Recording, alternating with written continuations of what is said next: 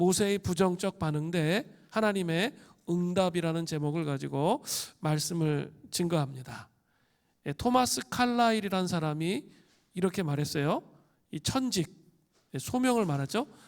소명을 발견한 사람은 복 있는 사람입니다. 더 이상 복을 구하지 마십시오. 이렇게 말했습니다. 이 부모님들 가운데 많은 분들이 자신의 자녀가 의사가 되기를 바랍니다. 의사를 천직, 2차적 소명, 지난주에 말씀드렸죠. 1차적 소명이 아니라 2차적 소명으로 알고 사는 사람들은 아주 행복합니다. 고통을 치료해주고 생명을 살리는 것이 기쁨과 보람이 되기 때문입니다. 그보다 더 가치 있고 의미 있는 일은 있을 수 없다고 그렇게 생각합니다. 생활을 해야 하기 때문에 돈을 무시할 수 없지만 돈을 떠나 이 천직, 소명으로 알고 최선을 다하는 그런 삶을 살아갑니다. 또한 의사가 되어 돈을 많이 벌었을 때도 그 돈을 선한 일을 도모하는 데 사용합니다. 소명을 확실히 안 사람은 그렇게 산다는 거죠. 그러나 모든 의사가 그렇지는 않습니다. 어떤 의사들은 돈을 목적으로 삼고 성공을 목적으로 삼기도 합니다. 환자를 치료하는 것이 너무나 스트레스가 되어서 알코올 중독에 빠지거나 마약에 손을 대기도 한다고 합니다. 조벽 교수는 8명의 의사 가운데 1명 정도가 알코올 중독자이거나 마약 중독자라고 그렇게 말합니다. 이 이야기는 소명은 단지 의사들에게만 해당되는 것이다, 이런 메시지가 아니죠. 소명은 사실 모든 영역에서 모든 그리스도인들에게 반드시 있어야 할 것이라는 것을 보여주는 것이죠. 지난주에 말씀을 드렸는데 소명이 무엇입니까? 내가 추구하는 그 무엇이 아니라 하나님께서 우리에게 찾아오셔서 들려주신 목소리다. 제가 이렇게 말씀드렸어요. 하나님이 우리에게 찾아오셔서 들려주신 목소리, 이게 소명입니다. 모세는 지난주 본문에서 소명을 받았습니다. 출애굽기 3장 10절에 보세요. 이제 내가 너로 바로에게 보내어 너에게 내 백성 이스라엘 자손을 애굽에서 인도하여 내게 하리라. 바로에게 보내서 이스라엘 백성들을 애굽에서 인도해내는 것, 그것이 그 모세의 2차적 그 소명이었습니다. 오늘 본문은 이 소명에 대한 모세의 부정적인 반응이 나옵니다. 그리고 이것에 대해서 하나님께서 또 응답하시는 그런 내용이 나옵니다. 함께 살펴보겠습니다. 이 첫 번째 소명에 대한 모세의 부정적 반응 대 하나님의 응답을 먼저 살피겠습니다. 모세의 첫 번째 반응을 살피기 전에 먼저 알아야 할 개념이 있습니다. 그것은 이 긍정적 자아상과 이 부정적 자아상의 개념이에요. 강준민 목사님은 자아발견과 영적 성숙이라는 책에서 인간의 마음에는 두 가지 양면이 있다고 이렇게 말했습니다. 잠언 4장 23절을 보면 인간의 마음에서 생명의 근원이 나온다, 이렇게 표현되어 있습니다. 마음을 잘 관리하고 하나님을 경외하는 마음으로 살아가면 긍정적인 자아상을 소유할 수 있음을 보여주고 있습니다. 그러나 예레미야 선지자는 예레미야 17장 9절 전반절에 보면 만물보다 거짓되고 심히 부패한 것이 마음이라, 이런 표현을 쓰고 있어요. 인간의 내면을 들여다보면 얼마나 추하고 더러운지 모릅니다. 인간에게는 어둡고 그늘진 부분들이 누구에게나 있습니다. 입술에는 독사의 독이 가득할 때가 있습니다. 아픔이 많고 상처가 많은 사람일수록 독이 많습니다. 상처가 오래되어서 썩으면 나오는 것이 독입니다. 상처가 오래돼서 썩으면 나오는 것이 독이에요. 그래서 입을 벌리면 독이 나오는 거죠. 입에서 나온 독이 사람들을 공격합니다. 우리 자신의 내면이 충분히 치유되지 않으면 우리에게서 나오는 말이나 행동이 다른 사람을 죽일 수가 있습니다. 이것이 바로 부정적 자아상의 모습이죠. 인간에게는 긍정적 자아상과 부정적 자아상의 그 양면이 있는 겁니다. 그런데 이 자아상들에는 특징이 있습니다. 이 긍정적 자아상과 부정적 자아상에는 특징이 있다는 거예요. 먼저 긍정적 자아상을 가진 사람들은 자신을 하나님의 안목으로 평가합니다. 중요한 것은 자신을 아주 정확하게 평가합니다. 우리는 열등하지도 않고 그렇다고 우월하지도 않습니다. 우리는 그냥 우리 자신일 뿐입니다. 우리 자신을 가장 정확하게 아시는 분은 하나님이십니다. 하나님이 우리를 만드셨기 때문에 우리를 가장 정확하게 아십니다. 우리의 문제를 아시고 우리의 가능성도 아십니다. 그렇기 때문에 그분께 나아간다면 해결책이 있습니다. 하나님의 손에 자신이 들려지기만 한다면 모든 장애물이 하나님의 안목으로 해석되어지고 넘어갈 수 있는 거죠. 이러한 긍정적 자아상은 소명을 받은 후에 모세가 하나님을 깊이 체험하면서 생겼습니다. 그래서 하나님을 믿음으로 신뢰함으로 나아가서 하나님의 위대한 구원의 역사를 이루게 되었죠. 그게 모세의 삶이에요. 그러나 이 부정적 자아상은 인간의 부패하고 그늘진 마음에서 나와요. 부정적인 자아상을 가진 사람들의 특징은 유독 과거에 집착합니다. 자꾸 지나간 옛날 이야기를 들먹이면서 할 수 없다고 그렇게 말합니다. 출애굽기로 쭉 지나가다 보면 이제 광야에서 생활하는 이스라엘 백성들이 나오는데요. 그 먹는 게 척박하고 힘들 때가 있었어요. 근데 그들이 그렇게 말해요. 애굽에서 고기가 막 곁에서 고기를 먹고 외와 부추와 야채를 먹었을 때가 기억난다는 거예요. 근데 한번 잘 생각해 보세요. 노예였어요. 그리고 아주 심한 노동을 했어요. 하루 종일 중노동하는 거예요. 먹을 것도 제대로 주지 않았단 말이에요.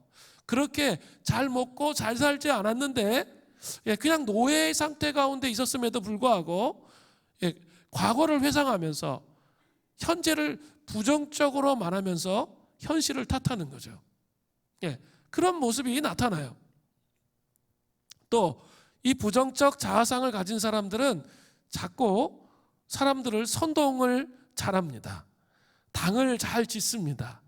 자신들의 부정적인 생각을 합리화시켜서 사람들을 막 전염시키고 그들을 규합합니다. 홀로서기를 잘하지 못합니다. 예를 들면 이 가나안 땅에 12명의 정탐꾼이 갔죠. 근데 10명의 정탐꾼은 뭐라고 말해요? 가나안 땅에 아낙 자손, 거인 족속이 있고 철병거가 있기 때문에 도무지 그들을 이길 수 없다는 거예요. 그들에 비하면 우리는 메뚜기 같다는 거예요. 그렇게 표현을 해요. 그러니까 백성들이 순식간에 부정적 자아상에 그냥 물들어 버리잖아요. 그래서 하나님 원망하고 불평하는 그런 내용이 나와요. 참 부정적 자아상이 정말 무서워요. 또 이 부정적 자아상에는 두 가지가 있습니다. 교만한 자아상과 자기 학대의 자아상이에요. 팡세를 지은 파스칼은 이런 말을 했어요. 하나님을 알면서도 자기 자신의 비참함을 모르는 사람은 교만해집니다. 자, 하나님을 아는데 자기 자신이 얼마나 비참한 가운데 있는지 모르면 사람이 교만해진다는 거예요. 또 자신의 비참함을 알면서도 하나님을 모르는 사람은 절망에 빠지게 됩니다. 자기 학대에 빠지게 되는 거죠. 성육신은 인간에게 얼마나 심각한 처방이 필요했는지를 보여줌으로써 인간이 얼마나 비참한가를 보여준다, 이렇게 말을 했습니다. 자, 이제 좀 살펴보려고 그래요. 교만한 자아상과 자기 학대의 자아상이 모세 안에 가득 들어 있었다는 거죠. 자, 먼저 교만한 자아상을 좀 살피려고 그래요.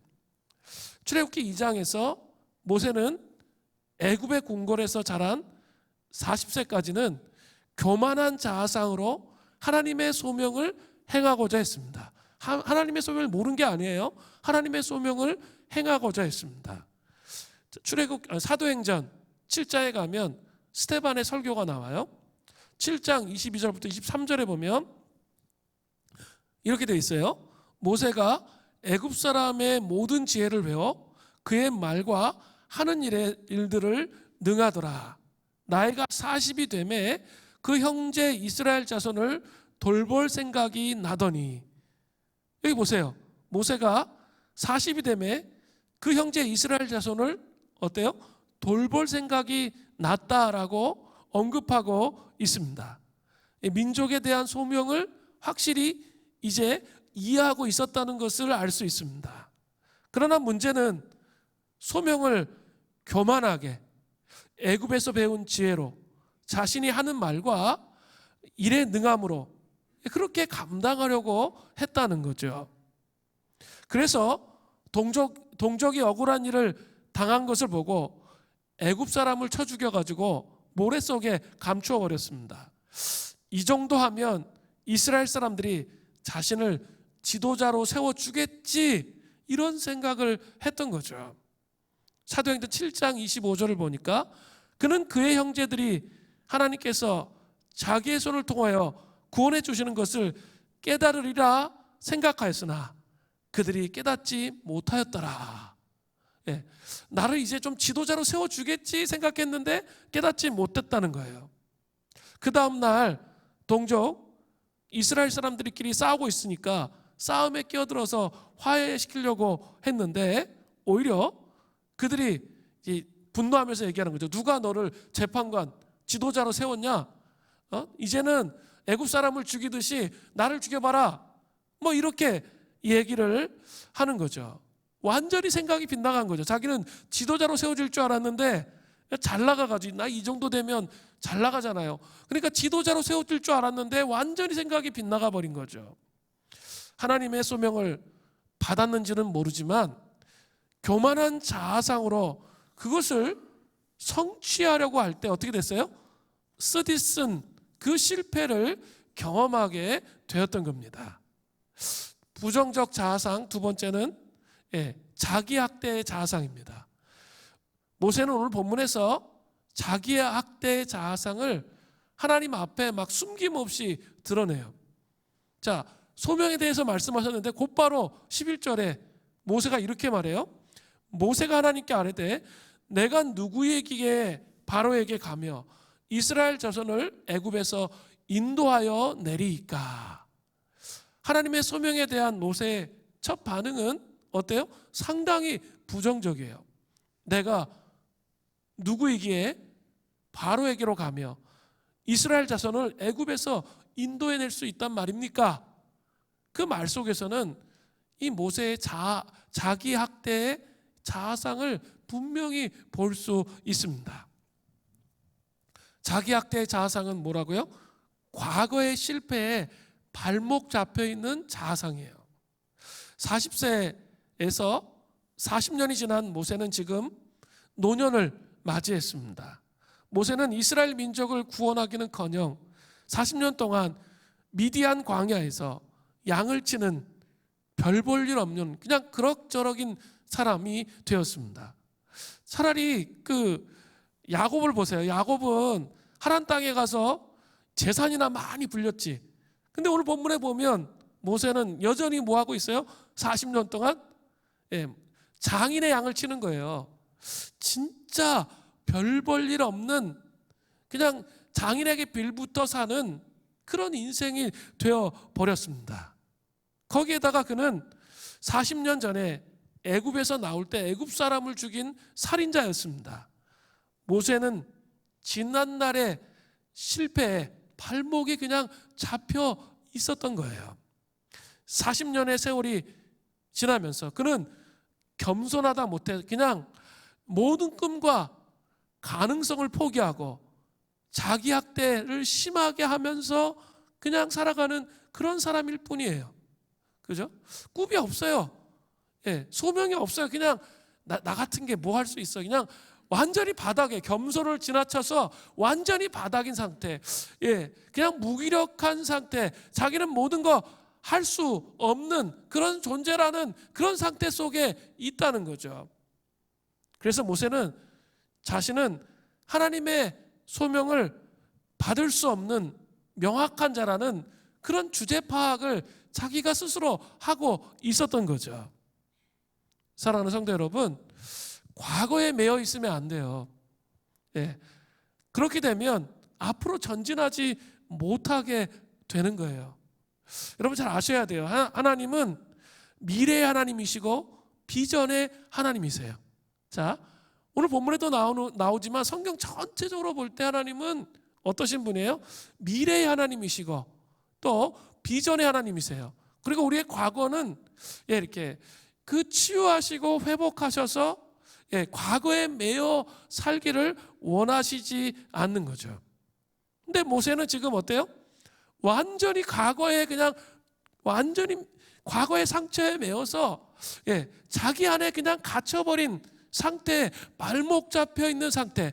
이 자기 학대를 많이 하시는 분들은 대체적으로 과거에 매여서 자기 과거에 발목 잡혀서 그냥 인생을 살아가는 그런 상태에 있다는 거죠. 그런 과거는 하나님으로부터 치유받아야 할 과거예요.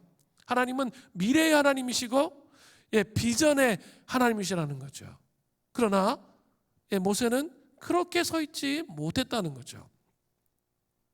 이러한 모세의 부정적 반응에 대해서 하나님께서 말씀하십니다. 출애굽기 3장 12절에 보니까 하나님이 이르시되 내가 반드시 너와 함께 있으리라. 내가 그 백성을 애굽에서 인도하여 낸 후에 너희가 이 산에서 하나님을 섬기리니 이것이 내가 너를 보낸 증거니라. 하나님은 이렇게 완전히 자기 학대하고 있는, 그죠? 모세에게 두 가지를 말씀하세요. 첫 번째는 임마누엘 하시겠다고 말씀하시는 거죠. 내가 반드시 너와 함께 있으리라. 이스라엘 백성들을 구원해내는 것은 모세가 아니라는 거예요. 하나님이시라는 거죠. 인간이 자신의 지혜나 방법이나 능력으로도 그 일을 할 수 없다는 것을 하나님께서 분명히 밝히시는 거예요. 그리고 이렇게 말씀하시는 거죠. 내가 주도하고 너는 종이 되어서 순종하면 된다. 소명은요, 하나님이 주도하시고 우리가 순종하면 되는 거예요. 전능하신 하나님이 함께 하실 때만 그 소명을 완수할 수 있게 되는 겁니다. 이것은 출애굽 과정에 일어난 모든 일을 통해서 나중에 일어날 모든 일을 통해 다 증명돼요. 애굽의 10가지 재앙 모세가 일으켰습니까? 또 홍해를 가르는 일 그 모세가 일으켰습니까? 아닙니다. 모세는 그냥 단지 심부름꾼이었어요. 그냥 하나님의 임재 안에서 행하면 순종하면서 행하면 되는 거죠. 우리가 해야 할 일은 뭐예요? 우리 소명에 대해서 우리가 해야 할 일이 무엇입니까? 하나님의 임재 안에서 단지 순종하고 충성하면 되는 거예요. 출애굽할 때 홍해를 가를 때 하나님께서 모세에게 지팡이를 내밀라고 하셨잖아요.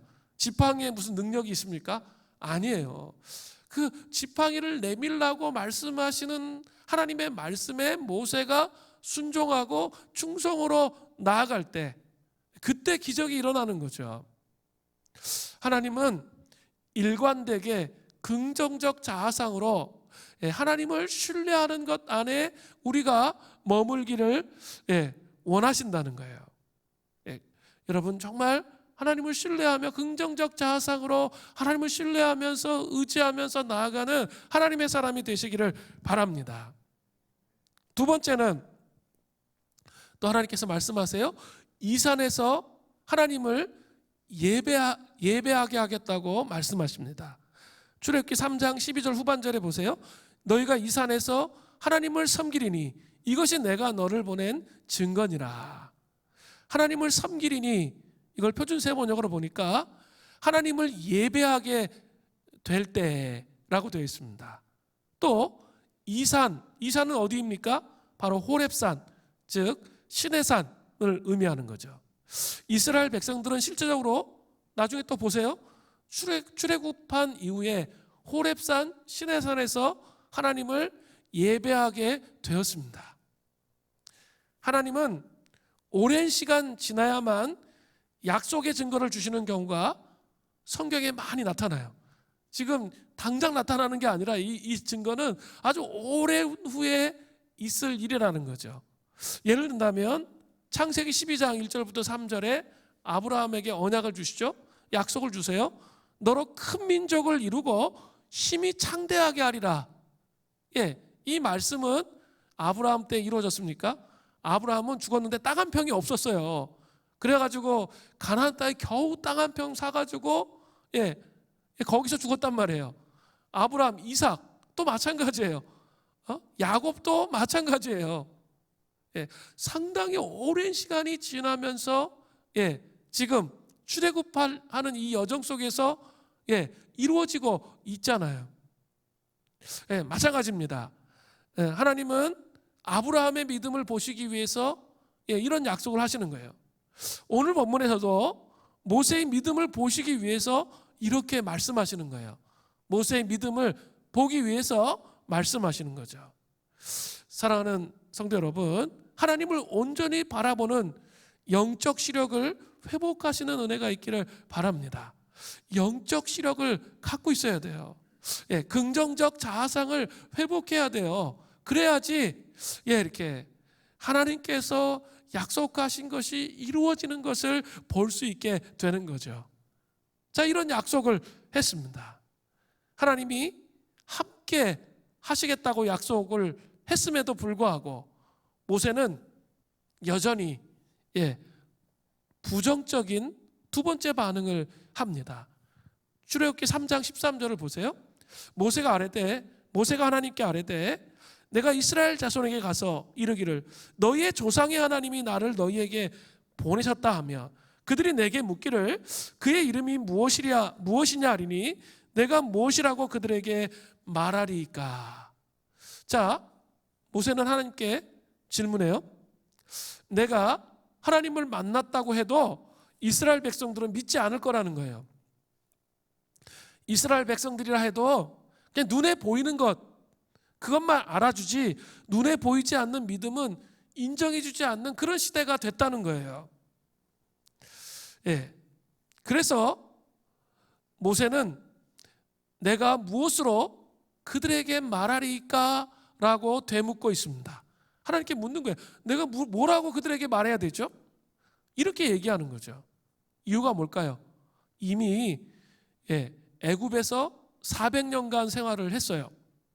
뼛속 깊이 우상들이 그들의 삶 속에 그냥 의식과 무의식 안에 가득 들어와 있었던 거예요.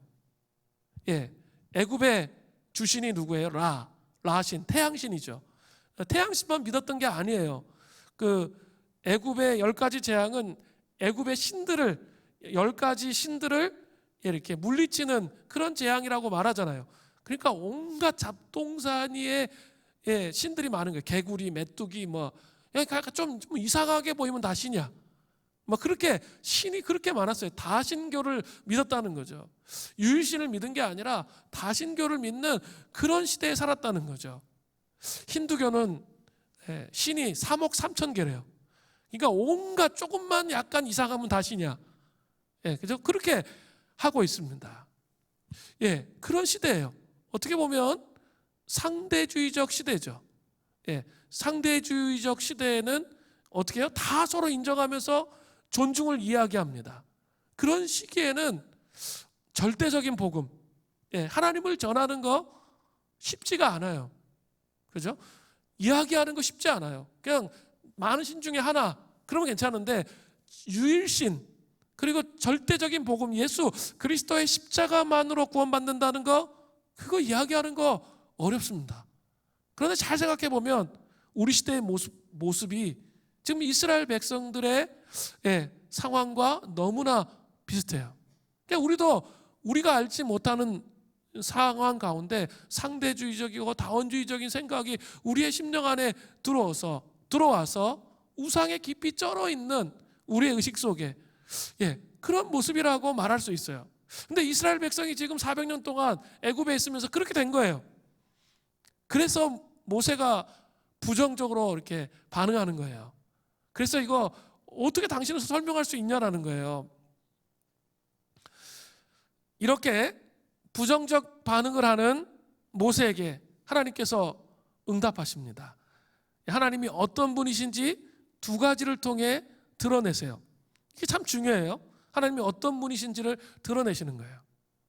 첫 번째로 하나님은 이스라엘 백성들에게 스스로 있는 자가 보내셨다라고 하라고 모세에게 말씀하셨습니다. 출애굽기 3장 14절을 보세요. 하나님 모세에게 이르시되 나는 스스로 있는 자니이니라. 또 이르시되 너는 이스라엘 자손에게 이같이 이르기를 스스로 있는 자가 나를 너희에게 보내셨다 하라.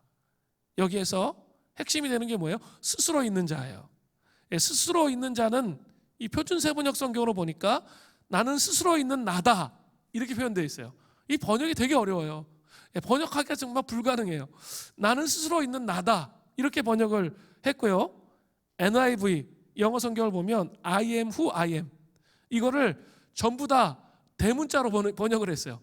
이 단어 전체를 그냥 다 I am 다 대문자예요. who 다 대문자예요. I am 이렇게 번역했습니다. 이게 번역하기가 정말 어려운 그런 단어예요. 그런데 스스로 있는 자에서 있다는 그 동사는 1인칭 미완료형이에요. 이게 중요해요. 히브리어에 보면 1인칭 미완료형으로 되어 있습니다. 그것은 뭘 의미해요? 과거에도 존재하셨고 현재에도 존재하고 미래에도 존재하신다는 뜻이에요. 그러면 이게 또 다른 말로 뭘까요? 이것은 하나님은 시작도 없고 끝이 없이 영원히 스스로 존재하시는 하나님이시라는 뜻이에요. 다시 한번 하나님은 시작도 없고 끝도 없이 영원히 스스로 존재하시는 하나님이시다. 자존 스스로 존재하시는 그런 하나님이시라는 뜻이에요. 잘 생각해 보세요. 하나님 외에는 스스로 있는 것이 아무것도 없습니다. 하나님만이 영원 전부터 스스로 계신 분이에요. 다른 모든 것들은 피조물이에요. 스스로 있었던 게 없어요. 무에서 유를 이렇게 나타난 그런 게 하나도 없다는 거예요. 피조 세계는. 여러분과 저도 마찬가지예요. 스스로 난 사람은 아무도 없어요. 따라서 하나님과 관계에서 자기가 어떠한 존재인가, 피조물이라는 사실을 알 때 하나님 앞에 겸손해질 수 있는 거죠. 또한 그럴 때 다른 사람들 앞에서 교만해지지 않을 수 있는 거예요. 우리는 피조물에 불과하다는 거죠. 무에서 유를 창조할 수가 없어요. 근데 그렇게 하실 수 있는 유일한 분이 누구세요? 오직 하나님 한 분이시라는 거죠. 하나님은 영원 전부터 스스로 존재하시는 전능하신 하나님이세요. 과거에도 계셨고 현재에도 계시고 미래에도 계시는 영원하신 하나님이에요. 그 하나님이 언약을, 그 약속을 반드시 지키신다는 거예요. 자, 스스로 있는 자라는 게 그런 의미예요. 하나님 그러신 분이라는 거예요. 과거에도 계셨고 현재에도 계셨고 미래에도 계시는 영원히 스스로 존재하시는, 자존하시는 그 하나님이 언약을 반드시 지키신다는 거예요. 그게 스스로 있는 자라는 뜻이에요. 자, 두 번째는 여호와로 자기를 계시하십니다. 출애굽기 13장 15절을 보세요. 하나님이 또 모세에게 이르시되 너는 이스라엘 자손에게 이같이 이르기를 너희 조상의 하나님 여호와, 여기 여호와의 밑줄을 그어야 돼요. 곧 아브라함의 하나님, 이삭의 하나님, 야곱의 하나님께서 나를 너희에게 보내셨다 하라. 이는 나의 영원한 이름이요 대대로 기억할 나의 칭언이라. 자, 하나님이 모세에게 이스라엘 자손들에게 가서 너희 조상의 하나님 여호와가 나를 너희에게 보내셨다 하라, 이렇게 말씀하라고 하셨습니다. 여기에 여호와라는 이름이 나와요. 여호와라는 이름은 히브리어로 이 자음으로만 표기되어 있어요. 이렇게 히브리어로 네 글자인데 모음이 없어요. 자음으로 딱 표기가 딱 되어 있어요. 히브리어 네 글자 이 자음으로 표현되어 있는데 우리는 간접적 증거에 따라 추측하는 거예요. 이거 모음이 없기 때문에 추측할 때 사람들이 생각할 때 야훼, 야훼가 좀 더 정확한 번역일 수 있어요. 야훼, 여호와, 발음을 이렇게 해야 되는 게 아닐까 추측을 했을 뿐이에요. 왜냐하면 모음이 없기 때문에 자음만 있는 거예요. 자음만 딱 있으니까. 우리도 자음만 있으면 어때요? 기역, 니은, 디귿, 리을 이렇게 있으면 어떻게 발음해야 될지 모르잖아요. 모음이 없기 때문에 발음을 할 수 없는 거예요. 왜 발음을 할 수 없게 되었을까요? 유대인들은 십계명에도 나오죠. 여호와 이름을 망령되이 일컫지 말라 그랬잖아요. 그렇기 때문에 함부로 여호와 이름을 부르는 것, 그래서는 안 된다는 생각이 있었기 때문에 망령되게 하나님의 이름이 사용될 수가 있기 때문에 우리 가끔 그럴 때가 있잖아요. 그죠? 영어에 지저스 하면 하여간 제기랄 이런 뜻 막 쓰잖아요. 막 그런 식으로 그렇게 여호와 이름을 망령되이 일컬을 수가 있기 때문에 어떻게 한 거예요? 아예 그냥 모음을 빼버린 거예요. 자음만 딱 쓴 거예요. 그래서 소리 내서 읽지 못하도록 그렇게 만든 거예요. 여호와 하나님이란 이름을. 영어 성경을 보면 또 로드라고 돼 있어요. 야훼, 여호와가 로드. 근데 이게 소문자가 아니라 전부 다 RORD가 대문자예요. 한번 잘 보세요. NIV에는 RORD 대문자로 되어 있습니다. 그죠? 그렇게 표기를 했습니다. 주. 그러나 우리가 알아야 할 것은 실제 이름이 있다는 사실을 반드시 알아야죠. 그냥 주로 표기하기에는, 주님으로 표기하기에는 그게 정확한 번역이 아니라는 거 아시겠죠? 그렇다는 거예요. 차라리 그냥 야훼, 여호와가 더 나은 번역이 될 수 있는 거죠. 그렇다면 또 생각해 봐야 할 게 있어요. 창세기에도 수없이 많이 여호와라는 이름이 나오거든요. 보셨나요?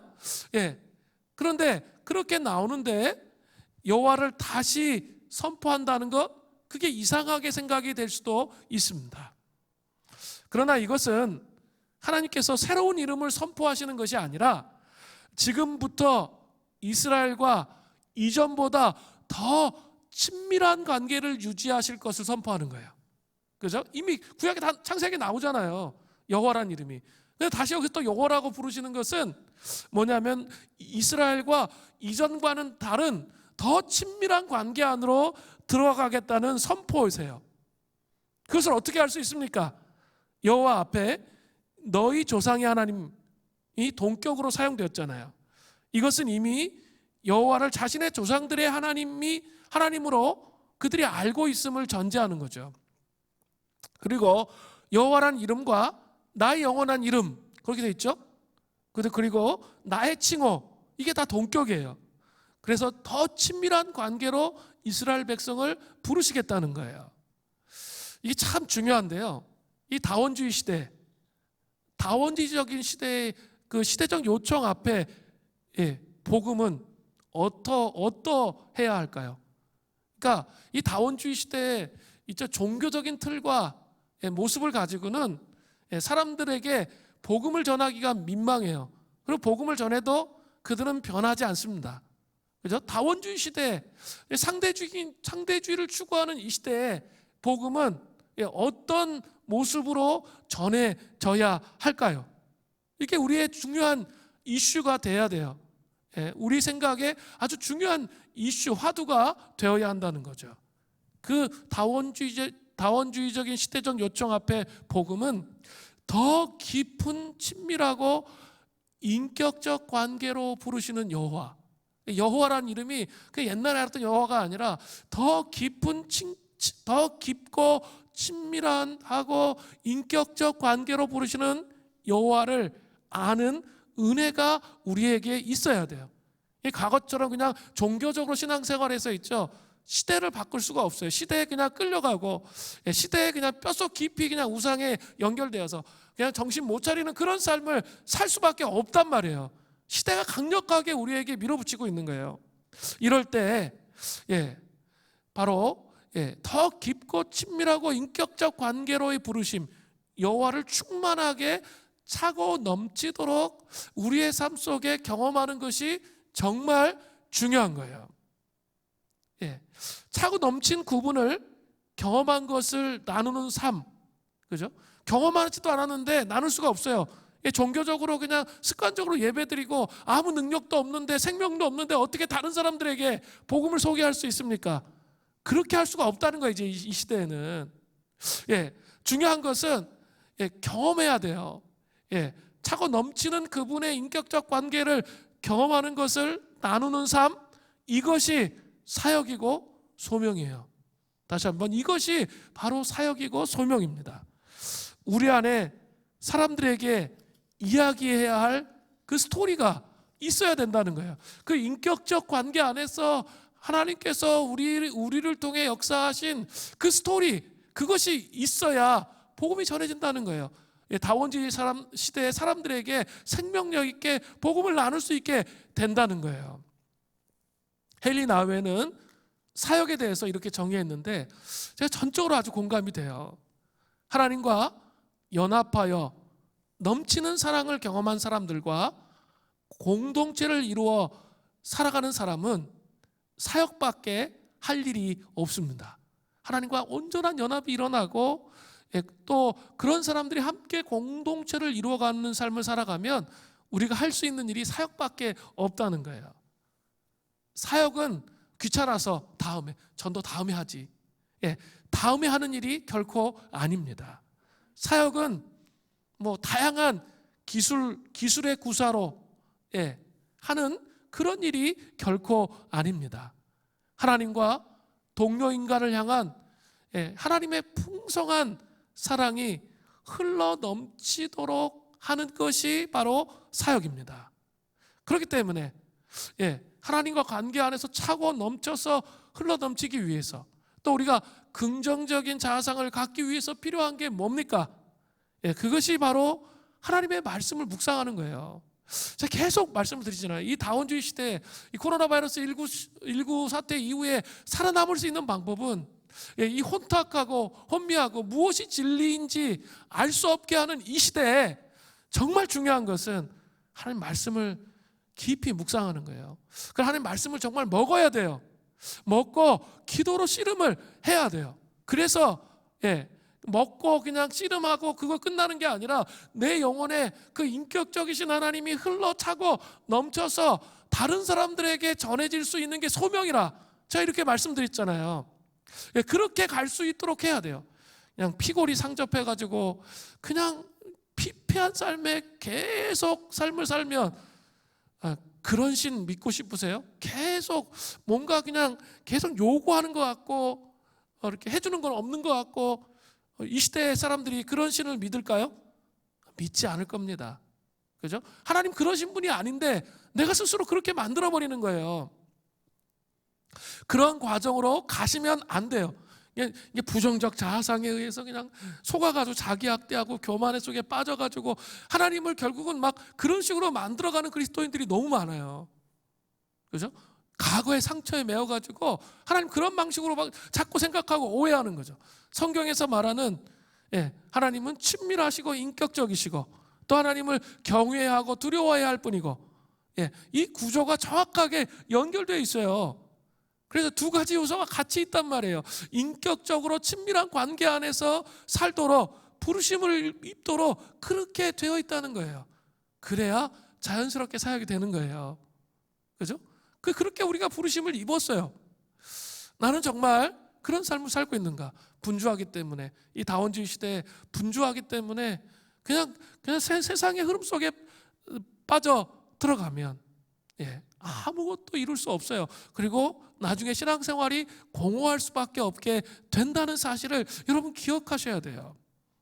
히브리서 2장 1절은 우리에게 이렇게 말해요. 그러므로 우리가 들은 것에 더욱 유념함으로 우리가 흘러 떠내려가지 않도록 함이 마땅하니라. 흘려 떠내려가지 않도록 하기 위해서 뭐 하라고요?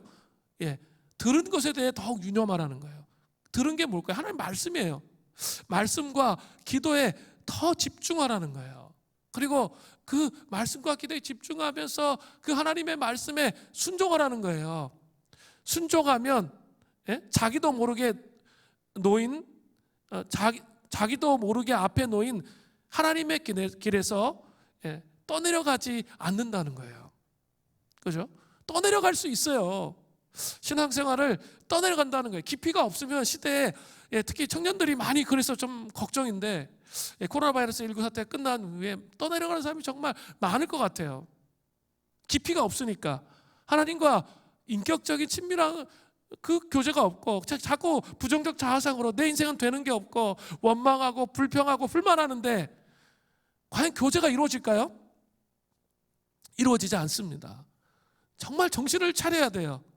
그리고 정말 그 친밀한 교제를 사모해야 돼요. 그러면서 내가 하나님에 대해서 얼마나 많이 왜곡시키고 잘못 생각하고 있는지 아셔야 돼요. 말씀을 읽어야지 그걸 알죠. 말씀에 하나님이 어떤 분이신지 우리에게 계속 말씀하시는데 나는 부정적 자상으로 옛날 생각 가지고 사는 거예요. 계속 과거에 매여가지고 옛날 상처받은 거 붙잡고 사는데 어떻게 하나님께서 우리를 이끌어 가실 수가 있겠어요? 정말 이렇게 목숨을 걸고 신앙생활을 해야 돼요. 그렇지 않으면 길을 알 수가 없는 시대예요. 그냥 미혹이 팔을 치는, 정말 뭐가 바른 길인지 정말 몰라요. 안타까운 것인데 정말 뭐가 바른 길인지 모르는 그런 시대에 우리가 살고 있다는 거예요. 눈을 가리고 운전한다고 한번 생각해 보십시오. 시동을 켜는 것까지는 가능합니다. 그러나 목적지와 전혀 다른 방향으로 갈 수밖에 없습니다. 눈을 가리고 있으면 어디로 가는지 알 수가 없어요. 눈 가리개를 벗고 앞을 똑바로 보려면 인격이신 여호와 하나님께 순종함으로 나아가는 그 은혜가 반드시 있어야 돼요. 이것을 통과해야 공동체도 하나님의 부흥을 경험할 수 있게 돼요. 그냥 무조건 말씀 기도 이게 아니에요. 이 과정 속에서 인격적 관계 안에 들어가는 그 차고 넘침을 통한 부흥의 역사가 우리에게 있어야 시대를 움직일 수 있는 하나님의 사람들이 될 수 있다는 거예요. 하나님은 이제 모세에게 더 구체적으로 소명을 이루는 단계에 대해서 말씀해 주세요. 소명을 이루려면 이런 과정으로 아마 갈 것이다. 하나님이 어떤 분이신지 자기를 드러내시고 너가 소명을 이룰 때 이런 과정으로 갈 텐데 기억하라는 거예요. 첫 번째는 그 이스라엘 장로들과 백성들에게 말을 하라는 거예요. 바로에게 곧바로 가서 말하는 게 아니에요.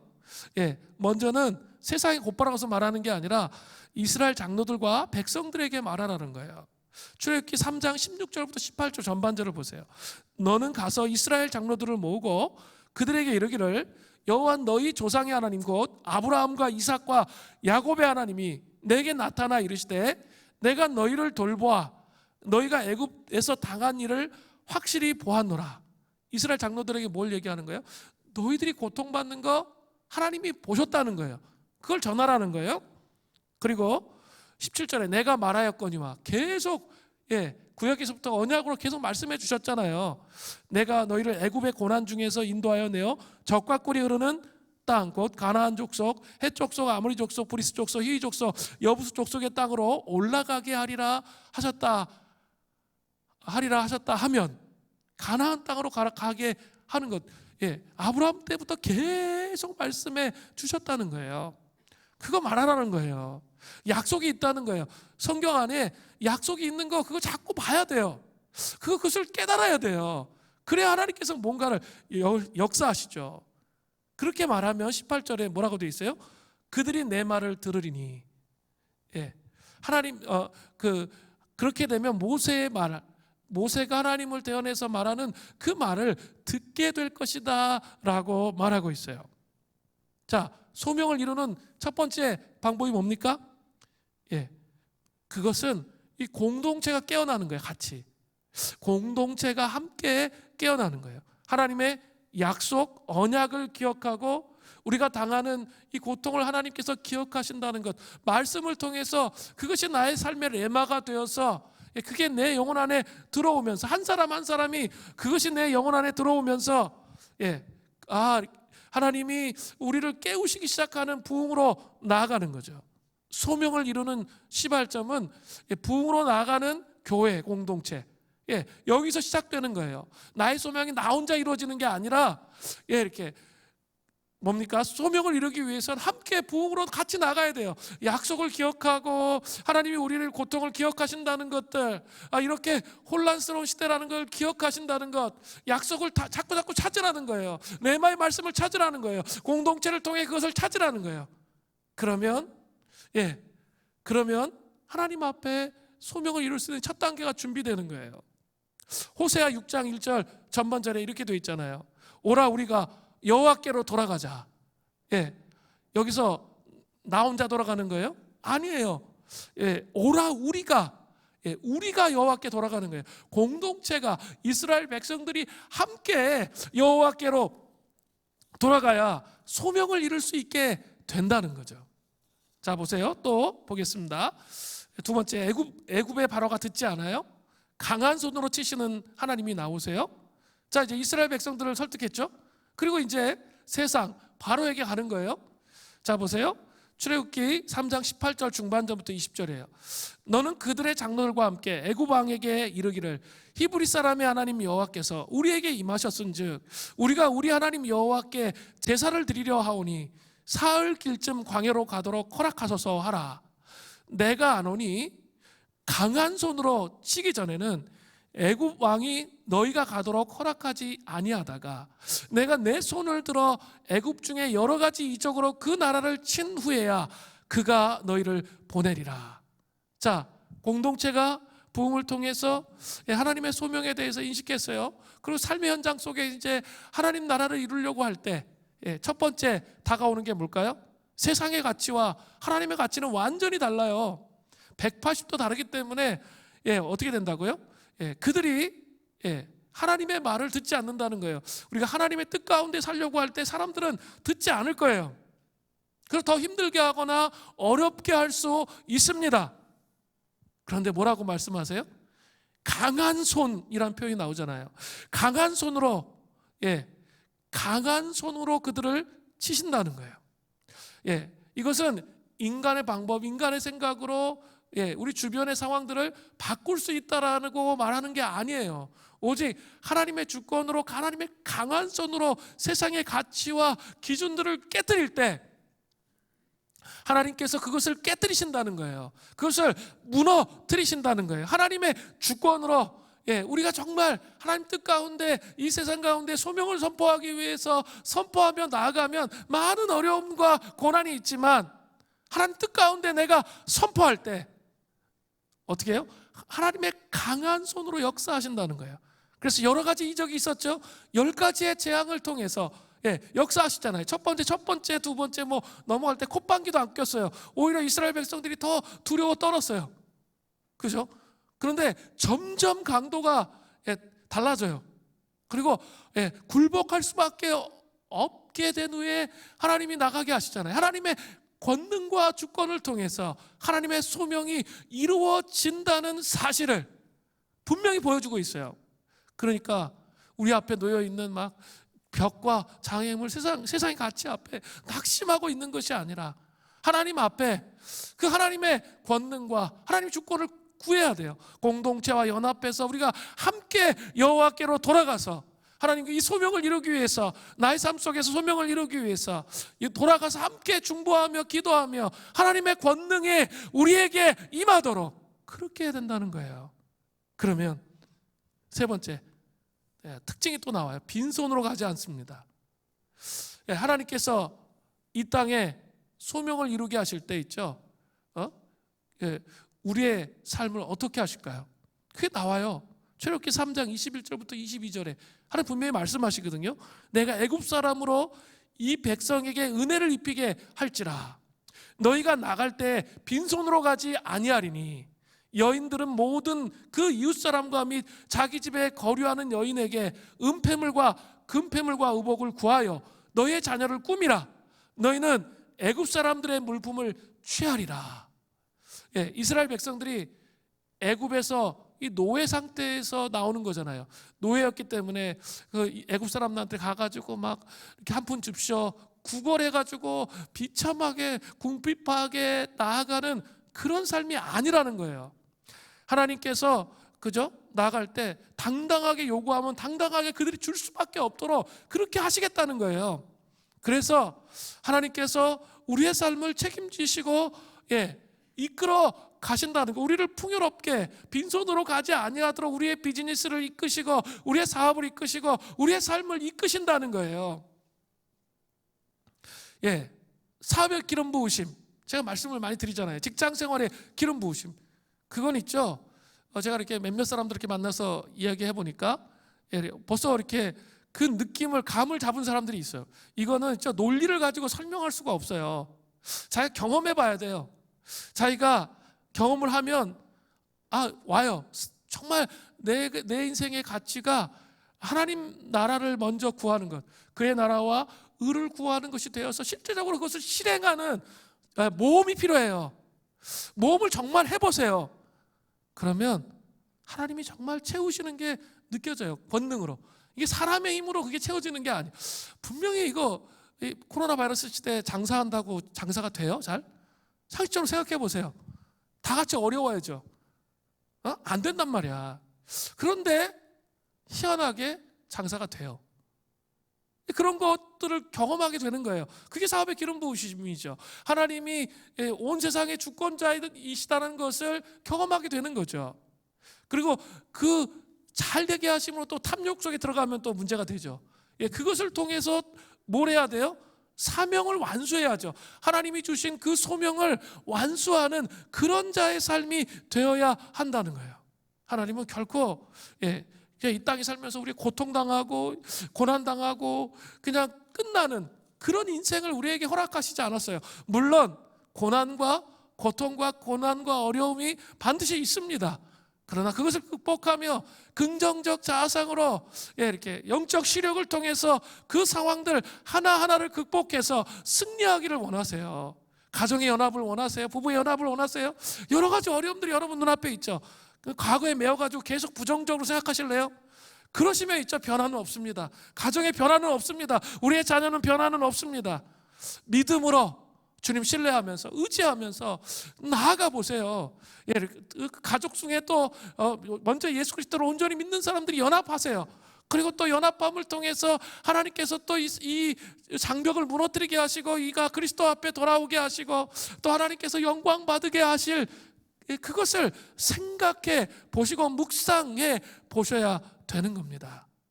오늘 소명에 대한 모세의 부정적 반응에 하나님의 응답에 대해서 아주 중요한 것들을 말씀을 드렸습니다. 이 반응으로 하나님 앞에 나아가는 하나님의 백성들 되시기를 바랍니다. 우리 이제 찬양하면서 기도하겠습니다.